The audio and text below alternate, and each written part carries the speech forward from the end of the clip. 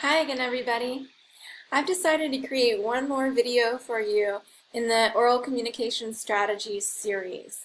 This video, I'm going to be talking specifically about presentation tools that you can use to create your presentations. I'm going to explain what it means to be talking through visuals. I'll give some tips on using PowerPoint or other software as presentation tools. And then I'll be talking about creating consistency and practicing with visuals in teams as you create team presentations. What does it mean to talk through your visuals? So talking through your visuals means using your visuals to reinforce and support your claims and your main ideas, but not letting them represent your entire ideas, right? You're not letting the visuals stand in place of anything. You're explaining your ideas, but you're using your visuals to support your claims. You're also not just reading straight from your visuals during your presentation, right? You're using your visuals to complement the other material that you're talking about in your presentation. This little graphic is kind of funny. You've got a guy there. He's doing a presentation, and he's got some squiggly lines up there, and he's obviously reading straight from them. And he's saying, and then here it says bullet point, test equipment, and on the next line, so he's just reading straight from his visual, and that's not what we're looking for. We don't want you to do that. We want you to talk through your visuals. Use it, refer to it, but don't talk from your visual. Know your equipment as well. So when we mentioned knowing your equipment, we want you to basically have a good idea before you start your presentation of how you are going to use any presentation equipment. Practice with it, and that way you can be confident with it and use it well during the presentation. You're also going to want to practice with your visuals just because practicing is going to help you to be confident in general with being able to explain and use them to support your presentation. Using PowerPoints is something that many of you have probably done in the past, but there's a few important tips that we wanted to make sure that you guys have as you're creating PowerPoint presentations for ECE Senior Design, and also that can just be helpful as you create PowerPoint and other slide-based presentations in the future. So try to balance the text and the images with the blank space on the page. Honestly, when I'm creating presentations for this class, I'm doing it at a pretty rapid pace. We're expecting that you're going to be spending a bit more time on your group presentation for the end of the term. You get one of those to represent your project at the end of the term. And we're looking for a balance of text and images and blank space on the screen that's appropriate as you're working through explaining your project. And it can be important not to have too much text on the screen in general. Okay. Also, it's going to be important to use informative headings and visual structure or principles. So this basically goes back to some of that what I was talking about in the composition, the oral presentation as composition video, because you have a lot of visual elements in your presentation, and they should be composed using those principles for visual arrangement that I've discussed before, including headings that are informative. So if you have a heading on a slide, it should be really obvious how that heading relates to the content and cues the audience into what's going to be talked about in that portion of the presentation. And then your visual structure, including, for example, numbering or bullet points, should be helpful in terms of conveying the content that's there. Use images. Okay, images are important parts of the presentations. You want to use images that are really relevant, and that means using images that are either informative and then it's a good idea to label them.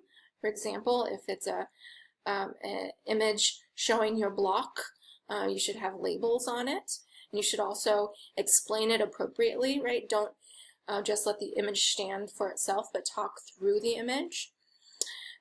Mnemonic images, and these are images that remind the viewer of what you're talking about, create sort of a metaphor for what you're talking about, or help the viewer to understand it from a different perspective. Perhaps they could support your argument in that way. And also decorative images could be of value, especially because it's going to be important to try to capture the viewer or the audience's attention and keep it. But use them sparingly. I highly caution against using too many decorative images. Explain formulas with plenty of context as well. So as you use numbers, I'm sure many of you will be wanting to use numbers to explain equations, or at least some of you, in presentations. And it's going to be particularly important for you to frame those numbers appropriately. Explain why you're showing them, what they're for, how the audience can then go and take this information and use it, or what the audience should use it for. Some more notes about using presentation software. Okay, there's PowerPoint. I've given you examples of how I used PowerPoint throughout these videos, the video series. I'm using PowerPoint. Prezi is another type of software that you may choose to play around with and use, and there are other presentation software tools out there, so choose the ones that you like best to create a professional format for your presentation. Other tools that you may want to use include Screencast-O-Matic or other screen recording, screencasting software. I like Screencast-O-Matic. That's what I use because it's free. So you may consider using that. And in Screencast-O-Matic, you can take a picture of your screen, put a video of yourself along with that picture to guide your viewers through content as you're also included in a video. You could also make the video larger or smaller of yourself. So I recommend using that. It's a useful tool. And then normally what I will do after I create a video will be save the video file, because it's useful just to have that file on hand if I need it. And then I can upload that file directly to YouTube and get a link for the video just by going to my YouTube page, logging into my YouTube account, and clicking on Upload Video. Specific considerations for team presentations include consistently formatting your slides. So just like when you are composing a paper and you're working on it in teams and you have certain people working on certain sections, it's going to be really important to unify those sections by creating framing information, purpose statements that are complementary of each other. You want to keep referring to the same purpose. For example, you want to keep using the same formats visually to make sure that everything fits well together and isn't jarring or confusing as to why one section is formatted differently from another. In conclusion, knowing your visuals will help you use them. So practice with your visuals, look at them a lot, know how they work, get an idea for that, and then that's going to help you be confident when you're using them in your presentation. Your presentation materials can be useful to you in supporting your arguments and helping your audience to understand what you're saying.